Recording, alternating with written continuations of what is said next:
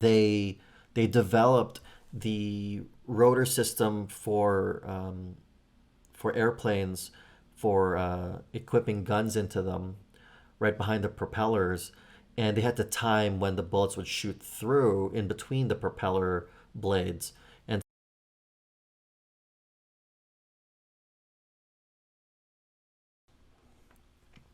once again, just as a reminder, last week of every month, I usually don't post a video. If I do, it's going to be on my personal channel on Janus Song, Holistic Recognition. I'm currently doing a series of watching a number of what is systems thinking videos. Few of them are short, a number of them are pretty long, but the idea is that I want to invite you to explore other angles of how people explain and exemplify systems thinking, because I know things from one angle. I've learned it from a book, I've learned it from a class, and I will practice it in my everyday life in a more accessible manner, not in a very thorough analytical format. And so I'm inviting you from wherever your walk of life is to see what systems thinking is, and I'll have some commentary on how I view it, how I apply it, and hell, let's see where it goes. So right now we have a first video.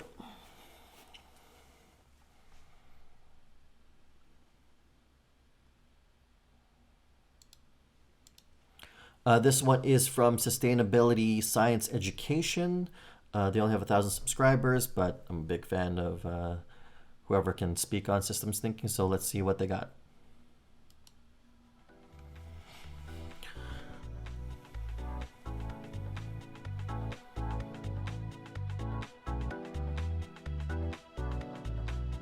Nice. Wait, let's see what we got in this diagram. Systems thinking, futures thinking, values thinking, strategic thinking. Yeah, I do a chunk of all those things. Systems thinking means understanding how systems are interconnected, as well as understanding the dynamics within systems. A system is a configuration of parts connected and joined together by a web of relationships or networks. Nice. Systems thinking is nonlinear. This means that in systems, cause and effect are not necessarily linked or connected with simple step-by-step chains. Good point. Good Connections point. between human and natural systems are of particular interest because they offer excellent examples of cascading effects. Cascading effects means that what might seem to be a simple outcome of a given system can actually have a series of effects on other interconnected systems. And I have to point out, I'm a lover of chain reactions. And there's something beautiful when you see a process and you see how it impacts the next thing. Dominoes, when they cascade into each other, that's an oversimplified succession of satisfaction that anyone can find entertaining. But for me, it's when you have complex patterns, complex organization of design, and you see them work in relationship to each other, and the synchronicity is very. To me, that's more entertaining. Let's consider the following quick example of systems thinking. When looking at a hot dog, you might see a delicious ballpark fan favorite. Holy mackerel, a hot dog example. This is new. I've never seen it before. I've never seen anyone use a hot dog example for systems thinking. Oh, wow, this is cool. However, have you ever considered how many miles, steps, or networks it takes to produce a hot dog with all your favorite toppings? Supply chain? Think about all the unique steps that are involved in producing just mustard. Mustard seeds come from India, and some of our favorite fancy mustards are prepared in France. Beyond the mustard seeds, mustards require turmeric, also made in India, and paprika from Hungary or the Netherlands. In addition, salt, water, and white vinegar are also needed. Mustard has Considering turmeric? the system that is involved in producing simply one condiment can be complex, let alone thinking about the entire process that is necessary to produce a fully loaded hot dog. People are not particularly well equipped for systems thinking. It's much easier to understand and interact with simple, linear cause and effect chains. The more complex the system dynamics, the more difficult it is to know how decisions will play out. Great mention here. This is something that I'm very critical about, and people will think I'm just a general hater. But when instructions processes are too complex, it'll overload the decision making process of a person. It's one of the reasons why, even though I enjoy games like Warhammer, where you have complex rules and you're going against another opponent, when there's a level of competition in a wargaming system like that, where you also have to anticipate the rules and the technicalities of another army, then there's going to be a level of exhaustion that's going to occur over time when you game. And that's not something that's fun to me.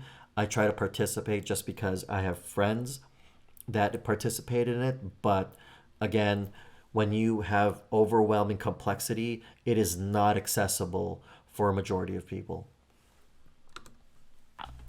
Oftentimes, decisions or actions at one point have an impact on another Domino. component within the system. For example, thinking about our ballpark hot dog, if mustard seed production is decreased by warmer weather patterns one year, then the price for this key ingredient is likely to rise. This in turn could limit production, making mustard seed more expensive and or not as readily available. Within systems thinking, it is important to see the interconnected nature of all the elements and to understand that reacting to a problem in one part of That's the cool. system may have unintended consequences on other components or the process as a whole. Right. And compared to that domino thing, this mousetrap kind of schema of chain reactions, this is an example of a perfect flow, but anything can interfere with every single stage of this sequence. And those consequences are something that I hope more and more people will take into account when they're looking at any decision impacting other systems around them. Systems thinking does not claim complete knowledge. Rather, systems thinking is about assessing the degree of system complexity, analyzing system dynamics, and making decisions that reduce the risk of negative outcomes. We'll do systems To dynamic develop another systems time. thinking, explore how things might change under different circumstances. Look at possible associations and connections beyond the information that is being presented. Consider conducting an institutional analysis, which includes a robust review of existing practices, mechanisms, and procedures currently in place. Share your findings with relevant stakeholders and discuss both hidden and visible flows. Okay, just to kind of back up here for a second, institutional analysis, from what they're explaining so far, is when you're analyzing an organization and those processes that happen. I actually, when I started getting into enterprise level systems thinking, I actually enjoyed doing a bit of organizational analysis because I saw a number of flaws in the operations of companies. And you could, it's incredible to see how much money gets wasted because of this oversight with how, either a system that is in place or a process that's in place is too complex, um, doesn't have a more accessible system of communication. For instance, something that needs to be communicated between HR and, let's say the IT department, but they're just sending, you know, um, let's say for instance they're sending phone calls or just meeting in place instead of sending an email. We have to analyze ways of transference of information or important aspects of the flow, which will continue progressing the system instead of there being inefficiencies. That gets really weird and complex, but anyways.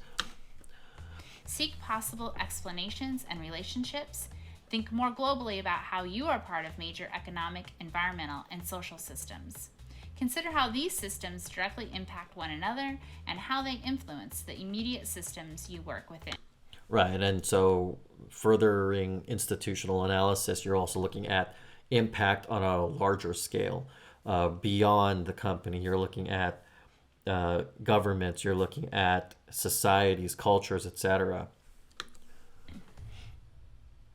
Okay, and I guess that was it for that one. So that one's from sustainability, science, education.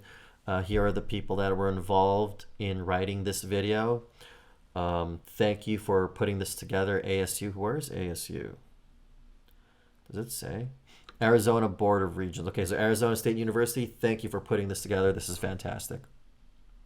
Oh, even Bezos Family Foundation. Okay, cool. See, yeah, no, fantastic stuff. All right, let's move on to the next video.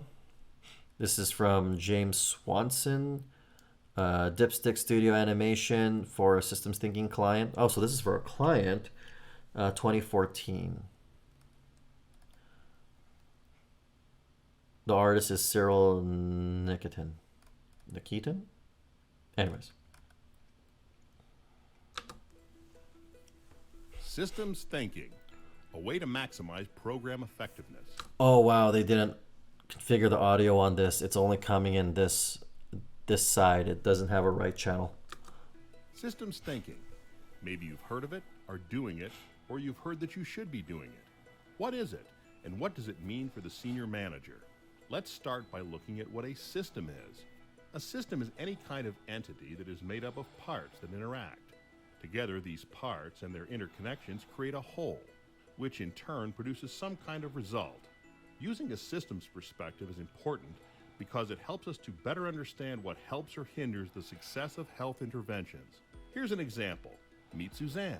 Suzanne is a senior manager in a large regional health organization. The high rate So this is for obesity healthcare? an issue in her community. Interesting. She's been mandated to address this problem. Her first instinct is to develop a program to get more people active. But what is realistic to expect from this approach? Systems thinkers believe that viewing a program like this, apart, in isolation of the larger system within which it operates, the whole, tends to ignore other aspects that might influence its potential for impact.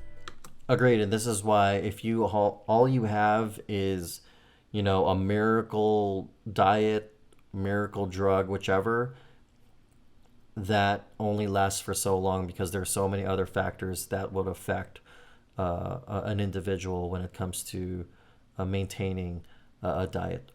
Why? Research tells us that obesity is the result of a combination of many physiological, psychological, social, environmental, and economic factors that all interact Absolutely. with one another. Exactly. For example, if you Just to reinforce what was just explained there, let me go back a second. So all these factors, it behooves a lot of systems thinkers to not only think of things within one discipline. Multidisciplinary, multifaceted thinking is one incredibly important part of being a systems thinker.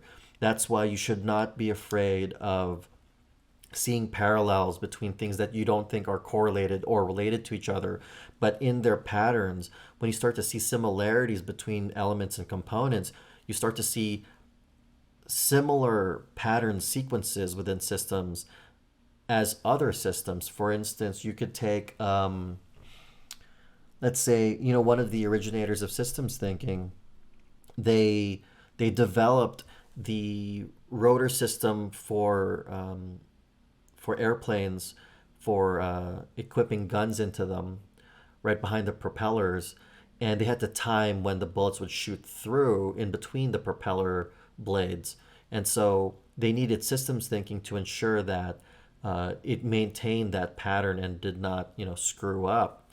And that was in thinking of things in parallel between the mechanics versus how people work biologically. And I could get into that example later, but ultimately you look at parallels between different disciplines in order to find solutions. with one another. For example, at the individual level, God, there are this issues left such audio as is really human bad. Physiology, exercise habits, food choices, and one's occupation. But beyond the individual, there are other factors at play, such as the local built environment, quick and easy access to junk food, and larger food industry practices, such as trends in portion sizes, See, sugar, accessibility. and fat content. The interaction Accessibility can be as much for good as it could be for bad. of all these influences make obesity the product of what we call a complex system. If Suzanne were to use a systems approach, she would realize that relying on simple linear cause and effect solutions for one program would ignore those interactions and likely fail. While Suzanne's staff at the program level have a tendency to think only within the boundaries of their program, senior managers and planners like Suzanne are in a unique position to do what systems thinkers call zooming out. Zooming out considers how other aspects outside of a program's traditional boundaries, both within the organization and beyond, might influence the success of the I don't call it zooming out, by the way. I just call it a macro perspective. program. By zooming out and looking at the influence of other interventions, policies, structures, patterns, and norms in the broader system, Suzanne is better able to strategically consider other values and perspectives and the interrelationships among each that may impact obesity rates in her community. Could you imagine this chart right here? As user experience designer, we have a similar interconnected various different disciplines that make up our profession. And that's why it can be very difficult to explain what we do. It's because we factor usually other dedicated disciplines into what we do as a, it's like we're in a control room and we're looking at various different screens of disciplines and we're trying to make the best decision into something that, just looks like a simple user interface, but we're taking so many other things into account. In doing so, she can identify more powerful leverage points outside of the program that have the potential to facilitate and support changes in obesity. Leverage points are places within the system that can be tweaked in a way that supports greater impact. For example, are there actions Suzanne and her team might take that could increase the community's access to opportunities for physical activity? While some leverage points are within Suzanne's capacity to change, others will be beyond her control. However, it will still be useful to be aware of these as she plans for the program. Adopting a systems view won't change the boundaries of this program, but it will expand the boundaries of the evaluation. By recognizing the importance of the different perspectives and values of those outside the program and the interrelationships throughout the system, Suzanne can ensure that the evaluation is framed in a way that captures the key boundaries, diverse perspectives, and interrelationships that serve as important leverage points in the system. Of course, Suzanne's budget won't permit an evaluation of the entire system, but she can ensure that any evaluation she commissions will provide her with more strategic direction on how to effectively address obesity within her community. I need to point something out, and this is an issue whether in UX or in systems thinking. A budget is really what helps define how thorough we can create solutions or understand the system to create better solutions. If the budget isn't there, there's going to be a limitation. I remember reading an article early in my career as a UX designer where there was some controversy with regards to how effective user experience designers are with regards to promoting an altruistic solution for the digital engagement, the digital products that are created.